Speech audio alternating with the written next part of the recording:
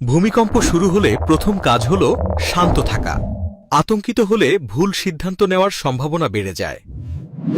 কম্পন অনুভব করলে মজবুত টেবিল বা ডেস্কের নিচে আশ্রয় নিন এবং টেবিলের পা শক্তভাবে ধরে রাখুন।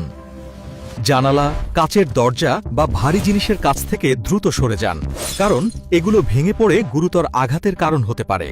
মাথা ও ঘাড়কে হাত দিয়ে সুরক্ষিত রাখুন, কারণ ভূমিকম্পে সবচেয়ে বেশি আঘাত আসে ওপর থেকে পড়ে যাওয়া জিনিসের কারণে। ভূমিকম্পের সময় কখনোই লিফট ব্যবহার করবেন না, প্রয়োজনে সিঁড়ি ব্যবহার করুন।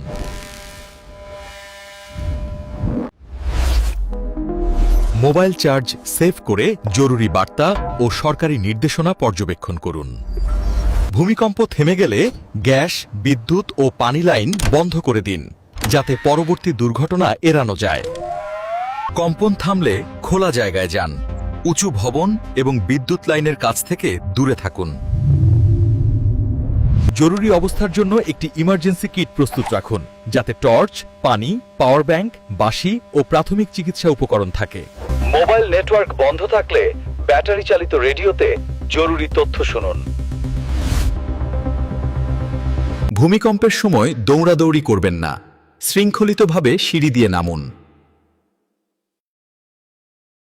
বাড়ি ও অফিসে ভারী আলমারি বা তাকগুলো দেওয়ালে শক্ত করে আটকান, যাতে ভূমিকম্পে পড়ে না যায়। গাড়িতে থাকলে রাস্তায় থামুন এবং গাড়ির ভেতরে থাকুন। বাইরে পড়তে পারে এমন বস্তু থেকে দূরে থাকুন। ভূমিকম্পের পর ভাঙা বৈদ্যুতিক খুঁটি কিংবা ছেঁড়া তারের কাছ থেকে দূরে থাকুন। আঘাত পেলে প্রাথমিক চিকিৎসা নিন এবং গুরুতর হলে দ্রুত নিকটস্থ মেডিকেলে যোগাযোগ করুন। ভবনে বড় ফাটল দেখলে ভেতরে প্রবেশ করবেন না। বিশেষজ্ঞদের পরীক্ষা না হওয়া পর্যন্ত অপেক্ষা করুন। পরিবারের সকলের জরুরি যোগাযোগ নম্বর একটি তালিকায় রেখে দিন, যাতে সংকটে দ্রুত যোগাযোগ করা যায়। ভূমিকম্পে আতঙ্কিত হলে গভীর শ্বাস নিন। মানসিক স্থিরতা আপনাকে সঠিক সিদ্ধান্ত নেওয়ার সাহায্য করবে।